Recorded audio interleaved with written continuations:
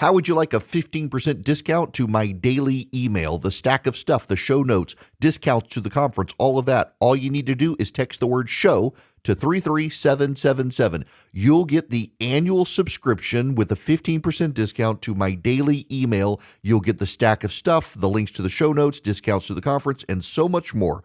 All you have to do is text the word show, SHOW, to 33777. Text show to 33777.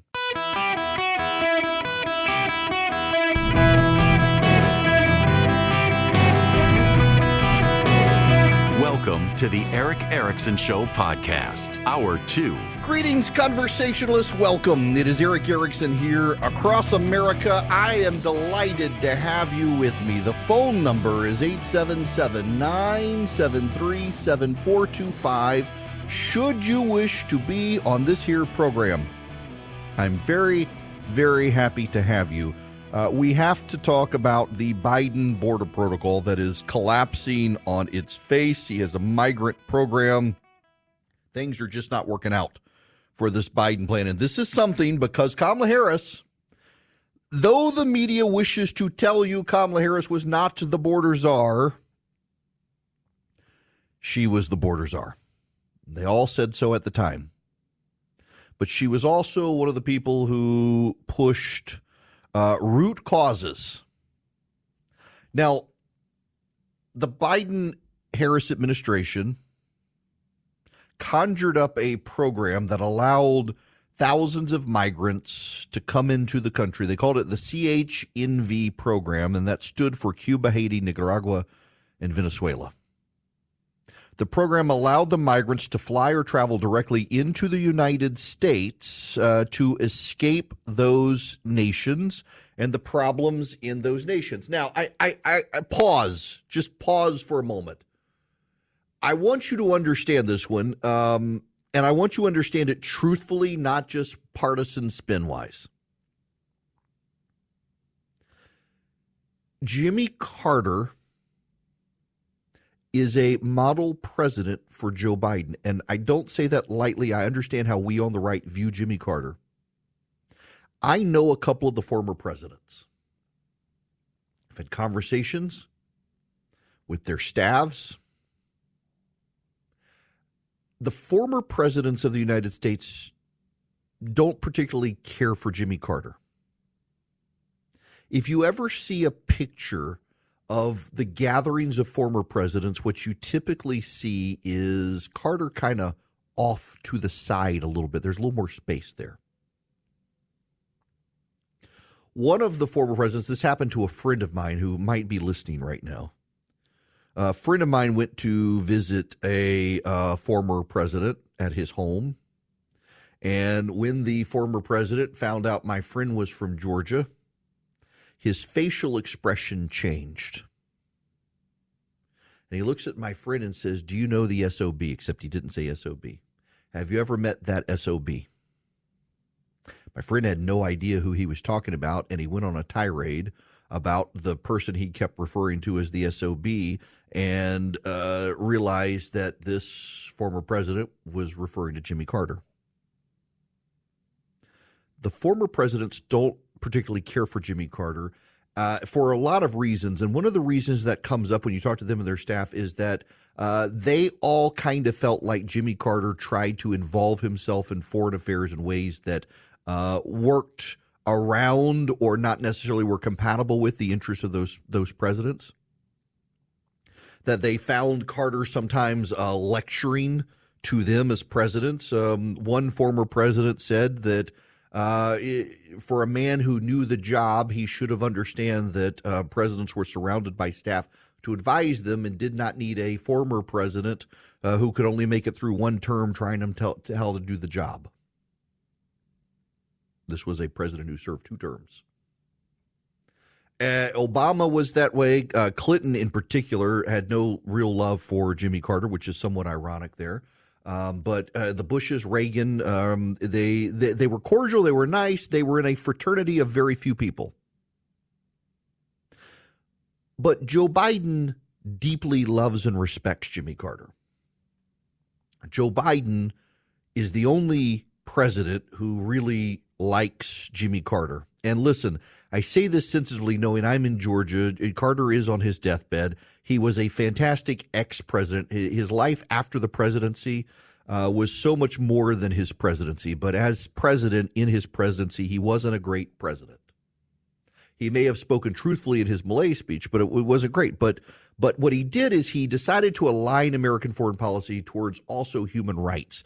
And it's something that Joe Biden has tried to emulate. And Joe Biden actually has stated, even before becoming president, while he was in the Senate, that Carter got that right, that he modeled his presidency and foreign affairs based on human rights, and that's something a nation like the United States should do. So you can conjure these conspiracy theories that they're just trying to let people in to stack the Electoral College in states that are losing votes, or they want these illegal aliens to come in to be able to vote. You can, whatever conspiracy you want to conjure, I'm not trying to dissuade you of that, but I want you to say it's more than that as well. It's also that Joe Biden believed Jimmy Carter was right, and so Joe Biden has tried to model his foreign policy on Jimmy Carter. And guess what? We've got a world particularly on the verge of war, just like when Jimmy Carter was president. In fact, the Biden foreign policy is a mirror image to the Carter foreign policy, gets you the same chaos in the Middle East and elsewhere. And now there's the protocol to allow in people from Cuba, Haiti, Nicaragua, and Venezuela. The program allowed advanced travel authorizations for up to 30,000 nationals to travel into the United States each month and to be here legally under the administration's use of parole if they met certain conditions. They had to essentially fear the regime and the crime and be victims or potential victims and targets of the crime in those areas. Well, a congressional investigation has determined that there was a massive amount of fraud in the applications for the applicants. The Department of Homeland Security is today announcing a pause, and it's reviewing the applications. The focus is on relating to sponsor filings, not the filings from the beneficiaries of the program themselves, that a lot of the people who were applying to bring people into this country on their behalf actually might have committed fraud. Here's the quote. Department of Homeland Security has review mechanisms in place to detect and prevent fraud and abuse in our immigration processes.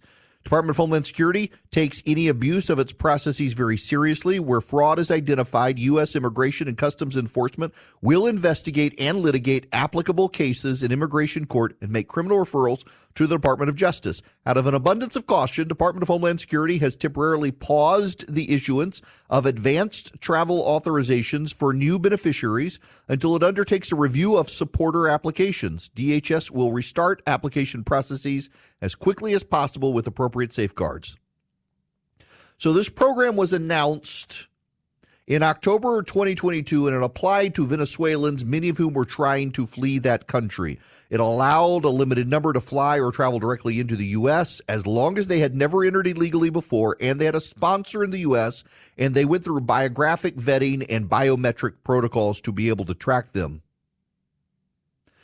We don't pay for their flights into the country. The migrants themselves pay for their flights. In January 2023, the Biden-Harris administration expanded it because of turmoil in other countries in the Caribbean. So they expanded it to Haitians, Nicaraguans, and Cubans. 30,000 people per month.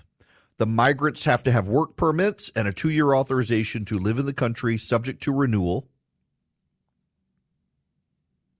And, well, it turns out that a lot of people were committing fraud to get people into this country. So an investigation from the Federation for American Immigration Reform showed that 100,948 forms were filled out by 3,218 serial sponsors, and those numbers appear on 20 or more forums. It found that 24 of the 1,000 most used numbers belonged to a dead person. 100 physical addresses were used between 124 and 739 times, and over 19,000 forms. Those addresses include storage units. One sponsor phone number was submitted on over 2,000 forms, and there were 2,839 forms with non-existent sponsor zip codes.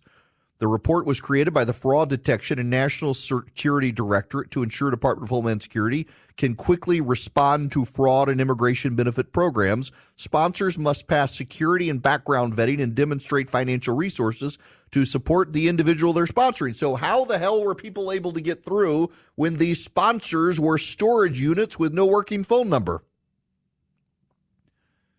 It raises all sorts of questions.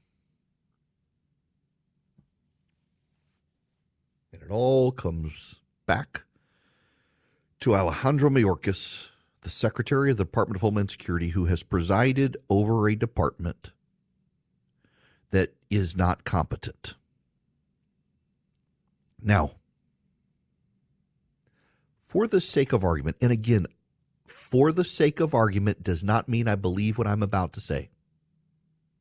Some of you get your hackles up. For the sake of argument, let's say the intentions of the Biden administration were actually good. There are people living with essentially terrorist regimes in charge of their countries. They're trying to flee. They have family in the United States. Their family supports them. Even were that the case, the fact that the sponsors are supposed to be tracked and vetted before the people came, and yet these people were able to come and get into the country, and now we know the sponsors were imaginary. Even if the intentions were pure, the application was broken and corrupt.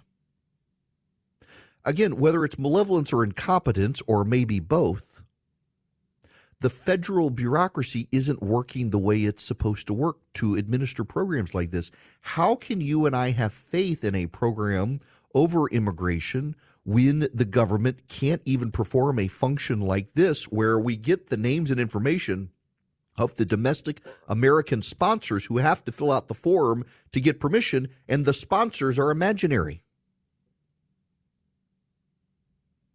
That should be a big red flag for every single one of you. It should be a very big red flag for all of us. And yet, here we are. And yet, here we are. The Biden administration tried to do something it arguably in some cases should have done, and the problem is, what did the Venezuelans do? The Venezuelans played the system, and the Venezuelans allowed in a bunch of gang members and violent criminals out of their prisons. You know, the media made a big deal out of Donald Trump's Hannibal Lecter comment. They completely mischaracterized it. What Donald Trump was talking about is the Hannibal Lecters of the world who are in these maximum security prisons because they're freaking serial killers. Those are the sorts of people the Venezuelans let out and allowed to cross the border into this country. Those are the sorts of people who got vouched for in programs like this. I assure you, the Venezuelan immigrants into this country who are here by right and ought to be here do not want these people coming into the country, and yet these are the ones who are able to game the system with the help of the Venezuelans.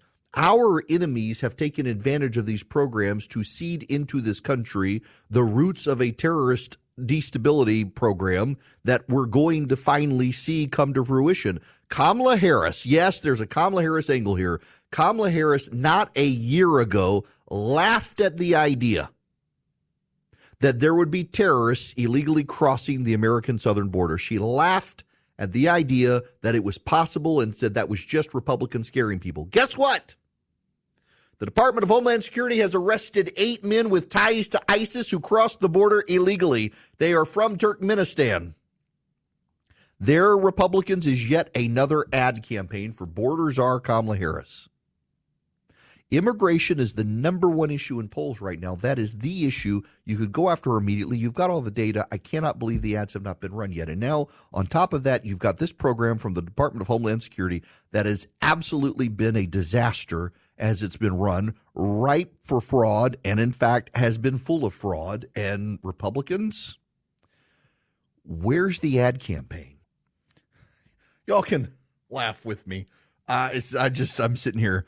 Get an email from VistaJet, a private jet company, that we know you've expanded nationally on radio, and we congratulate you on your success. Should you ever be interested in private air travel, please feel free to reach out and plan your next trip. The covetous nature. I got the NetJet guys who listen in Ohio, and now the VistaJet people and the priority. One day, people, one day, if I win the lottery, I'm going to, this is my goal. I want to do a golf trip with my friends, put everybody on a private jet, and let's just go play golf out west in one of those beautiful, that's before I turn 50. That's my goal. We'll see. All right, speaking of the NetJet guys, they all live up in Dayton, Ohio. Jackie is up next from Dayton. Welcome. How are you? I'm great. Thank you so much. I recently came across you, and I have to say I love you. Thank you. Love you. Yeah, really great to listen to you. Someone I was listening to the past couple of days is so focused on just the social or the Secret Service, I had to switch, so I am a permanent with you. Well, thank you. I do have a question for you. You're welcome, Eric. I have a question, a two-part question. I just read something yesterday that currently we have 63 banks teetering on the brink of collapse through the FDIC, and I did look it up. That is true, what I found. With the Democrats' agenda and this Klaus Schwab wanting to put everything, into a demise of the middle class, what is your thought with the money in banks and what we should do with it? And do you have any thoughts on Klaus Schwab? Okay, so I will tell you, I am not a financial expert. I used to be pretty good with my financial sense of things, but here's what I know: your money in a bank is guaranteed with the FDIC up to $250,000. Other countries have actually gotten rid of that cap, like Ireland, for example. If a bank goes under, the government pays you back all your money. I am not terribly concerned about the overall stability of the large banks in this country. They frankly are too big to fail, and the government would step up and take care of them. Now, regional and smaller banks, and I'll be honest with you, I prefer a regional bank. Like, for example, I do ads for Old Glory Bank. They're a smaller bank. They bought one in Oklahoma, and now they're an online bank. I actually like those. Or here in Georgia, there's one called Synovus that I love because they're very personable, and they have branches, and I can show up, and the same banker who was there last year is there this year and knows me. If you're doing business with your local banker, I would not freak out about the banks. There's really no place to put your money, and frankly, the government requires stability in the banking system, and the banks are stress tested. Klaus Schwab or whatever, he's pushing an agenda and trying to use the World Economic Forum to advance that agenda, and I don't think it's going to work. I'll talk more about this on the other side. Right now I need to talk about Americans for Prosperity because they are the largest grassroots organization. They're going to be a sponsor of the gathering next week, and if you're interested and you're there, you'll be able to talk to them. They're so good at organizing conservatives around the country to engage in advocacy for the conservative cause and ideas like school choice. They're one of the largest proponents of school choice in the country, and they teach you how to make the case, knock on doors, and advance the agenda.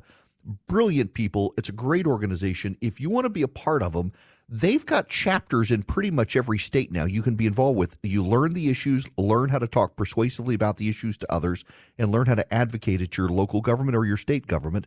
Go to americansforprosperity.org today. americansforprosperity.org. You engage with Americans for Prosperity, and they can get you active, involved, and organized. americansforprosperity.org. Greetings, conversationalists. Welcome. It is Eric Erickson here. The phone number is 877-973-7425. Should you wish to be on the program, Jamie Dimon is the CEO of the Chase Bank. Jamie Dimon is fairly respected in the finance industry. In fact, Donald Trump, before he did walk it back, but before he walked it back, he actually said he would consider Dimon as Treasury Secretary, and Dimon is telling Heather Long of the Washington Post he'd consider being Treasury Secretary. He wrote an op-ed in the Washington Post today. Now, I canceled my subscription to the Washington Post. The reason I canceled my subscription to the Washington Post is the Washington Post has become a terrorist publication. The Washington Post is a mouthpiece for Hamas. It is deeply anti-Semitic to its core at this point, and I don't think it's redeemable. The The foreign news desk at the Washington Post has orchestrated a coup against its editor because the editor is more pro-Israel than they are, and they're out to sabotage him. He has admonished them on more than one occasion that their reporting has not been fair, but has been deeply biased towards Hamas. The Washington Post, time and time again, errs on the side of supporting Hamas. And I will not give money to an organization that is openly rooting for terrorists. And that's what Jeff Bezos' Washington Post is doing. So I canceled my subscription. I could not stomach giving money to an organization promoting terrorists like the Washington Post. So I can't read you all of Jamie Dimon's op-ed, but I've gotten the synopsis of it, and I've read other coverage of it, and I do want to read you this one quote that one of the editors of the Washington Post excerpted. America has all the advantages, and we can win the future with smart policy, courageous leaders, and everyone with a seat at the table moving in concert. We need to elect a president who is dedicated to the ideals that define and unite us, and who is committed to restoring our faith in America and our indispensable role in the world. Such a person could be one of our greatest presidents and put us on a path that is worthy of the American people. That's Jamie Dimon writing in the Washington Post. There's a little more, though, that you need to understand about what Jamie Dimon is saying. Jamie Dimon also believes that America is divided in ways that it should not be divided, and that America we're at a tipping point for our future, and we could be sleepwalking into disaster. Now, this is Market Watch's coverage. We should not sleepwalk into disaster. We will prevail, but we need an active, comprehensive effort, says Jamie Dimon in his op-ed. This is precisely the time when strong American leadership is needed to unite us and strengthen the indispensable role that our country plays for the safety of the world. Dimon lays out 3 critical points for the next U.S. president. Problems cannot be fixed without our leaders acknowledging them. Policies should be developed that reflect our critical place on the global stage. Smarter policies that provide protection, progress, and prosperity to all are needed. The best team is a group of rivals. Work to earn the support of all voters. America has all the advantages, and we can win the future with smart policy, courageous leaders, and everyone with a seat at the table moving in concert. We need to elect a president who is dedicated to the ideals that define and unite us, and who is committed to restoring our faith in America and our indispensable role in the world. Now, this is something that echoes one of the issues I've been saying that I think we need to consider. I think there are a lot of people on the left and on the right who have gotten very myopic about our role on the world stage. This is one of the areas where I disagree on economic policy with some growing voices on the right that have been led by, for example, J.D. Vance. Vance made a statement the other day about how we have traded American jobs for cheap toasters, essentially. That better to have a prosperous workforce than the dime a dozen cheap toaster. And I actually think he's wrong about that. I actually think he's significantly wrong about those sorts of remarks. And let me explain to you why. We talk about trade-offs. NAFTA cost the American industrial base its jobs. And the problem with NAFTA was not that it cost people their jobs. J.D. Vance looks at it and says it cost people their jobs, it cost people their work ethic. J.D. Vance himself was able to pull himself up by his bootstraps, join the Marines, and get out of a life that he wrote a book about in Hillbilly Elegy. The problem with NAFTA costing people its jobs is that the government itself then turned and did not help those people replace their jobs and way of life. This is Vance from the other day talking about the toaster issue. My friends, I want the American dream as a goal for our children and for our grandchildren. You never hear people talk about the American dream anymore. 4 years ago, you did, because things were going well. And it's just as Donald Trump brought it back when he ran for president before and served as president, he's going to bring it back. We just got to send him to the White House, right?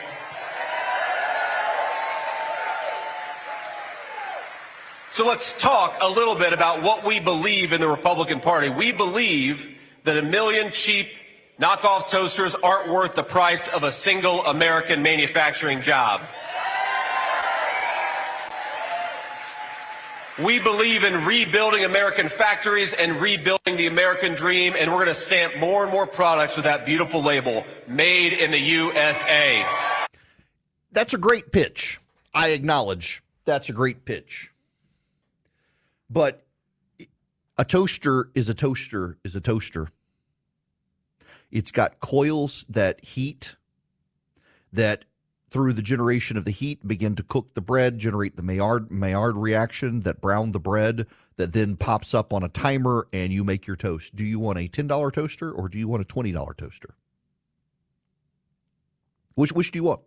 Do you want the $10 toaster that then frees up more money for you to go buy something else, or do you want the $20 toaster that then costs you money so that you can't go buy additional things? That's J.D. Vance's view of the American dream, is that your toaster should cost more so that you have to buy less, but you'll buy it from Americans, and so you'll feel good about the fact that you can't buy as much, but Americans that you don't know got a job, I guess.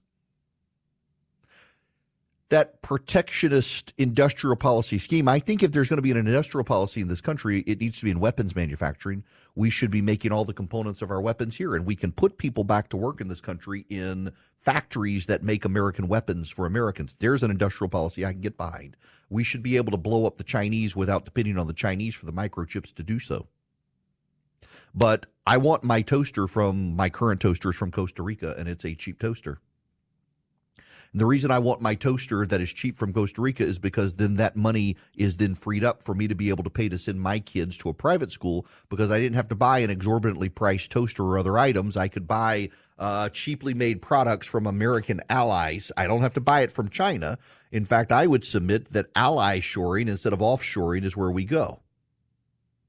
And that gets to something that Jamie Dimon is talking about here, that there are ways for us to focus our capital around the world, and there are ways for us to focus on our role around the world, that if we decide to get off leading the world off the world stage, someone's going to take our place on the stage. And anyone who takes our place on the world stage in global leadership is not going to have our interests at heart. We actually have meaningful benefits to being the leader of the free world. Now, these are hypotheticals to you. In many cases, you can hear J.D. Vance and say, let's give up the cheap toaster and we can get people back to work in America. Oh, sounds great. We're going to make jobs in the United States, but then you and I are going to have to pay more for the goods and services we buy, so we're going to have less money at a time that we're actually upset about high grocery prices, making it so that we can't buy additional things that we want. And you can lecture me all you want on our cheap consumerist materialist society where we get the cheap toaster, it lasts for a year, we throw it away and we get another one. You can lecture me all you want on that. But that's actually the argument the Democrats have made on light bulbs that you don't like. See, the Democrats have told poor people you actually need to buy the $25 light bulb that lasts you 5 years instead of buying the incandescent light bulb you got to replace every year. Because ultimately you'll save money in the long run. Really? So I should buy the $25 light bulb now and not the $5 light bulb that, yes, I'm going to have to replace that $5 light bulb sooner, but I don't have the $25 right now to buy the light bulb. So I got to sit in the dark until I do, and then I can have the light bulb for 5 years. That's the argument Republicans have rejected for the Democrats on the incandescent light bulb, but J.D. Vance wants to apply it to the toaster. Or how about this? How about we recognize that there are things that you and I can produce in this country that we should produce in this country, like antibiotics and weapons.